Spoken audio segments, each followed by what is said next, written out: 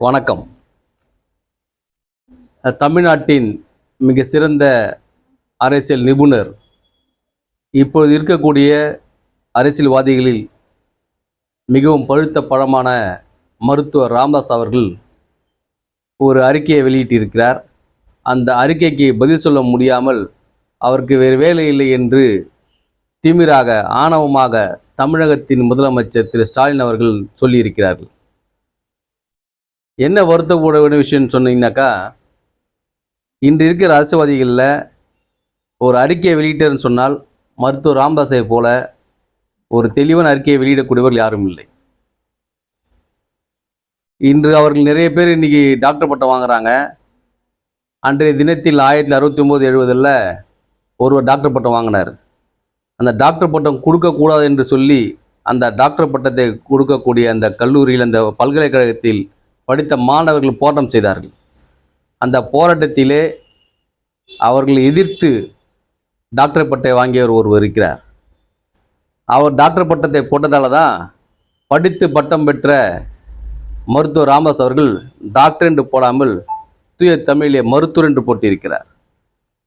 ஒரு மிகப்பெரிய ஆளுமை பெற்ற ஒரு அறிஞர்.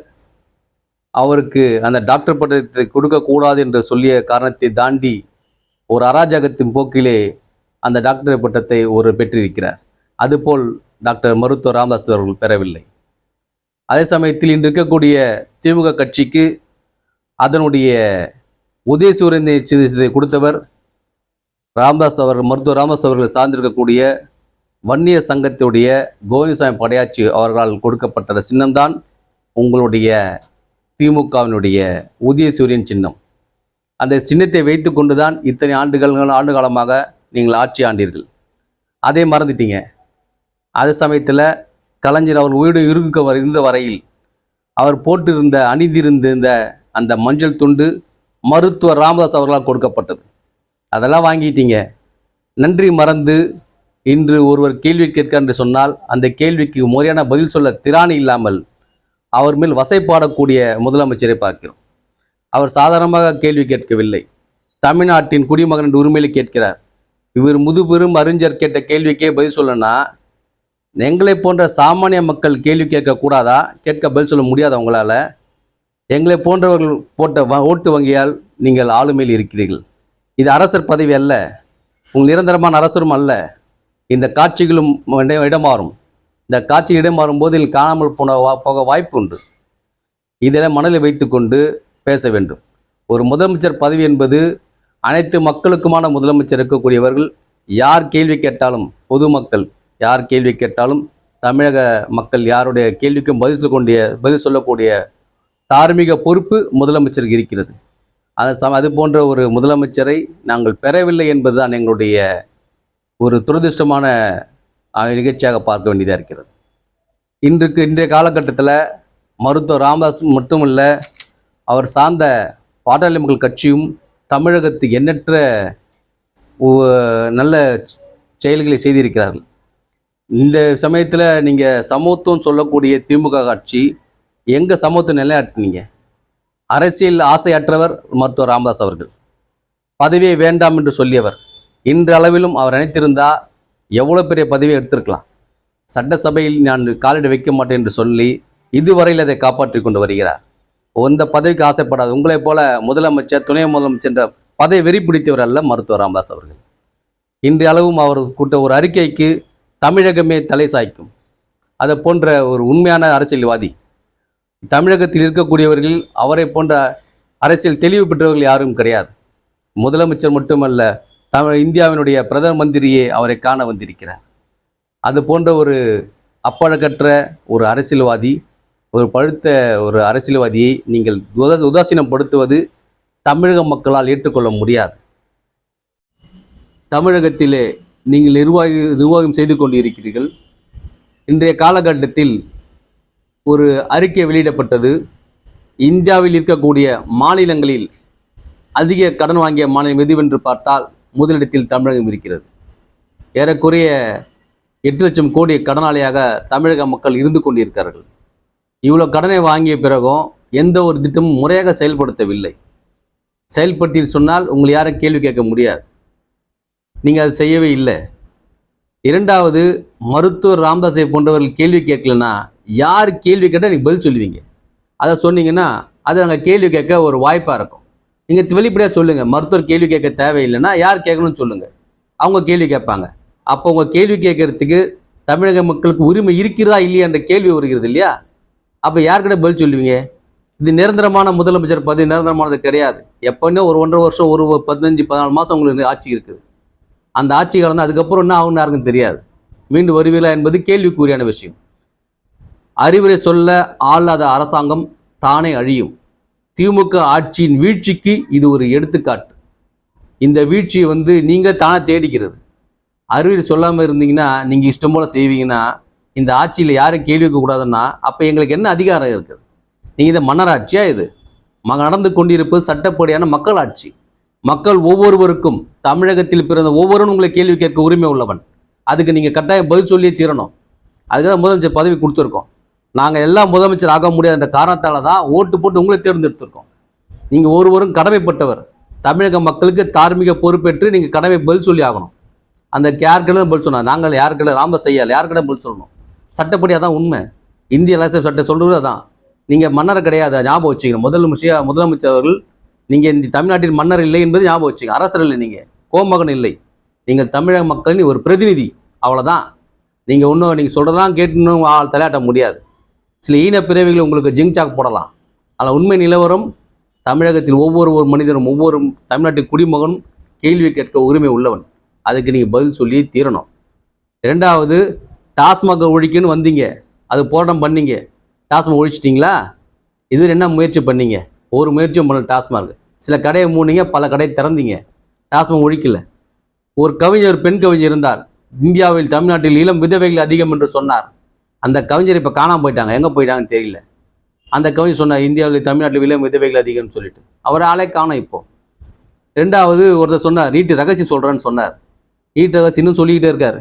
நீட் ரகசியம் என்னன்னு அவருக்கும் தெரியல, எங்களுக்கும் தெரியல. நீட் ரகசியம் சொல்ல மாட்டார் அவர். இப்படிலாம் சொல்லி ஆட்சியில் உட்கார்ந்தவங்க நீங்கள். ஒரு அறிக்கையை கொடுத்தா அந்த கேள்விக்கு பதில் சொல்ல திராணி இல்லாமல் ஓடி ஒளிந்து கொண்டு கேள்வி கேட்பவரை பார்த்து வேலை இல்லைன்னு சொல்கிறீங்க. அப்போ என்ன வேலை இருக்கணும்னு சொல்லுங்கள். அந்த வேலையை எனக்கு சொல்லுங்கள், நாங்கள் செய்கிறோம். என்ன வேலை கொடுப்பீங்க எங்களுக்கு? தமிழ்நாட்டில் கடன் வாங்கி வைக்கிறதா உங்களுக்கு முதல் வேலை. தமிழ்நாட்டை முதல் மாநிலமாக கடன் சுமையை தமிழ்நாடு மக்கள் மேலே ஏற்றி விட்டீங்க. இதை தவிர வேறு என்ன செஞ்சீங்க தமிழக மக்களுக்கு? போதைக்கு எங்களை அடிமையாக்கிட்டு எங்கிட்ட கை கட்டி நிற்கிறீங்க, போதைக்கு அடிமையாகாதுன்னு. போதை விற்கிறது நீங்கள் தானே ஐயா.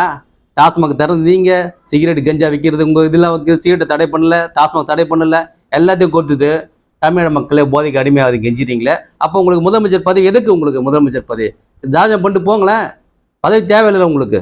பதவி வச்சுக்கிட்டு உங்களால் தடுக்க முடியலன்னா அந்த திறமேற்ற நிர்வாகத்தில் இருக்கிற நீங்கள், திறமேற்ற முதலமைச்சர்களுக்கு எதுக்கு அந்த தேவை? பதவி ராஜா பண்ணிட்டுங்க. திறமை உள்ளவன், தடுக்க வலிமை உள்ள ஒருத்தன் முதலமைச்சர் வந்துட்டு போட்டோம். அப்போ எதுக்கு உங்களுக்கு இந்த பதவி? இதெல்லாம் கேள்வி கேட்டால் கேள்வி கேட்குறோம் வேலை இல்லைன்னு சொல்லுவீங்க. இதுதான் அவங்க அரசியல் லட்சணம் இல்லையா? எங்கள் மருத்துவர் ராமதாஸுடைய அவருடைய கேள்விக்கு பதில் சொல்ல முடியாமல் ஓடி ஒளிந்து கொண்டு இது மாதிரிலாம் நீங்கள் அறிக்கை விட்டுட்டு இருந்தீங்கன்னா இது ஒரு முதலமைச்சருக்கு லட்சணமா, பொருத்தமா? நீங்கள் யோசிக்கணும். தலித் மக்களுக்காக, தலித் மக்களின் கடவுளாக போற்றக்கூடிய டாக்டர் பி.ஆர். அம்பேத்கர் அவர்களுக்கு தமிழகத்தில் எண்ணற்ற சிலைகளை வைத்தவர் மருத்துவர் ராமதாஸ் அவர்கள்.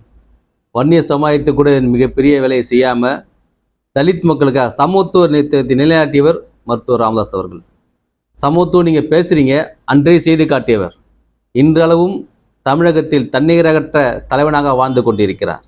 இம்மை அசைந்தாலும் தமிழகம் மிகப்பெரிய போராட்டத்திற்கு தயாராகிவிடும் என்பதை நீங்கள் நன்கு உணர்வீர்கள். திமுகவில் எத்தனையோ பெரும் தலைவர்கள் இருக்கிறார்கள், ஆனால் அரசியல் அனுபவம் மிக்கவர்கள் இருக்கிறார்கள். இவர் எல்லாரையும் விட்டுட்டு உங்களுடைய மகனை துணை முதலமைச்சர் ஆக்கியிருக்கீங்க. எத்தனை போராட்டத்தை அவர் கலந்துக்கிட்டார், எத்தனை முறை சிறை சென்றிருக்கிறார். அவர் போய் நீங்கள் துணை முதலமைச்சர் பதவி கொடுத்தீங்க. இதையும் நாங்கள் கேட்டு கம்னு உட்காந்துட்ருக்கோம். என்ன தகுதி அடிப்படையில் கொடுத்தீங்க துணை முதலமைச்சர் பதவி அவருக்கு? இதெல்லாம் கேட்கக்கூடாதுன்னு சொல்கிறீங்க. உங்கள் கட்சி சார்ந்த விஷயம் இருந்தாலும் பொதுமக்கள் நாங்களாம் கேட்போம் இல்லையா? எங்களுக்கு துணை முதலமைச்சர் வரக்கூடிய தகுதி என்ன இருக்குதுன்னு நினைக்கிறீங்க அவருக்கு? அவர் சினிமா நடிகர், அவர் நடிச்சிட்டு இருந்தால் திடீர்னு துணை முதலமைச்சர் கொடுத்துட்டீங்க. அதையும் நான் கவனம் தான் இருக்கோம். எம்எல்ஏ சீட்டு கொடுத்தீங்க, எம்எல்ஏ வந்து முதலமைச்சர் கொடுத்துட்டீங்க அப்படின்னு பார்த்தா அவரோட சிறந்தவர்கள் திமுக யாரும் இல்லையா? யாரும் இல்லைன்னே அவருக்கு வந்து கொடுத்துட்டீங்க. இதையும் நான் கேட்டு தான் இருக்கோம். உங்களை போன்ற அரசியல் அதிகாரம் இல்லாத சமயத்திலும் மருத்துவர் ராமதாஸ் அறிக்கை கொடுத்தாருன்னா தமிழகத்தில் அனைவரும் திரண்டு வந்து போராடக்கூடிய ஒரு தலைவராக இன்றாலும் இருந்து கொண்டிருக்கிறார். அவருக்கு வந்து அதிகாரம் தேவையில்லை. மக்களிடத்தே அழகான ஒரு மதிப்பு பெற்றவர், நன்மதிப்பு பெற்றவர் மருத்துவர் ராமதாஸ் அவர்கள். இன்றளவும் அவர் சொல்லணும் பண்ணினா அவர் பேர்லேயே மருத்துவர் இருக்கு, படித்து பட்டம் பெற்றவர், மக்களுக்காக இன்றளவும் உழைத்து கொண்டிருக்கிறார். அவருக்கு விளம்பரம் தேவையில்லை. இந்த அறிக்கையை விடுறதா வந்து நாட்டு மக்கள் மேல் இருக்கிற ஒரு அதீத அன்பினாலே கொடுக்கப்படுகிறது. ஒரு அறிக்கை கொடுத்தா அதுக்கு பதில் சொல்லணும். சொல்லதை விட்டுட்டு நீங்கள் இஷ்டத்துக்கு நீ அவருக்கு என்ன வேலை இருக்குன்னு கேட்குறதுலாம் உங்களுடைய ஆணவ போக்கை இதை காட்டுகிறது. இந்த அரசாங்கம் மிக விரைவில் வீழ்ச்சியை நோக்கி நடைபெற்று கொண்டிருக்கிறது, நடைபெறும், வீழ்ந்து விடும் என்பதற்கு வேறு சாட்சிகள் தேவையில்லை. இந்த அரசாங்கம் அழிவின் பாதை நோக்கி சென்று கொண்டிருக்கிறது, மிக விரைவில் அழிந்துவிடும் என்பது இது ஒரு விஷயமே, இந்த ஒரு சின்ன உதாரணமே போதுமான. தமிழக மக்கள் எதிர்பார்ப்பது சுயநலமற்ற, தன்னலமற்ற ஒரு நல்லாட்சி எதிர்பார்க்குறாங்க. நீங்கள் நல்லாட்சி கொடுத்துருக்கீங்களா அப்படி என்பது எல்லாரையும் பார்த்துட்ருக்கோம். நாங்கள் எல்லாம் கவனிச்சுட்டு தான் இருக்கோம். தமிழகத்தில் எங்களை கடனாளி ஆக்கியிருக்கீங்க, எங்களை போதையின் பாதையில் வழிநடத்தி சென்று கொண்டிருக்கிறது திமுக அரசாங்கம். இதுவரையும் போதையை ஒழிச்சதில்லை, போதையை ஒழிக்காமல் இன்னும் நடந்துகிட்டு தான் இருக்குது. குற்றச்செயல்கள் அதிகரித்துட்டே போயிருக்குது. அரசியல் ரீதியாக இதை அணுகணும்னு சொன்னாக்கா எங்களுக்கு பொதுமக்களுக்கு இந்த ஆட்சியில் என்ன நன்மை செஞ்சிருக்கீங்க அப்படின்னு நீங்கள் பட்டியலிடணும். அதெல்லாம் விட்டுட்டு ஒரு அறிக்கைக்கு பதில் சொல்ல முடியாமல் இருக்கிற நீங்களாம் வந்து பேச தகுதி இருக்கான்னு யோசிக்கணும். யோசனை பண்ணி பாருங்கள். துண்டு சீட்டுலாம் பேச முடியுமா? துண்டு சீட்டை வச்சுட்டு பேசிகிட்டு இருக்கீங்க. ஒரு முதலமைச்சர் என்பவர் தமிழக மக்கள் மேல் அக்கறை கொண்டு பொறுப்பான பதில் சொல்லக்கூடியவர். தமிழக மக்கள் எதிர்பார்ப்பது விடியல் ஆட்சி. இது விடியல் ஆட்சி இல்லை, விடியாத ஆட்சி. தமிழக மக்கள் 2026 ஆட்சி நல்லது ஒரு ஆட்சி அமையும் என்று எதிர்பார்ப்போடு காத்து கொண்டிருக்கிறோம். நன்றி, வணக்கம்.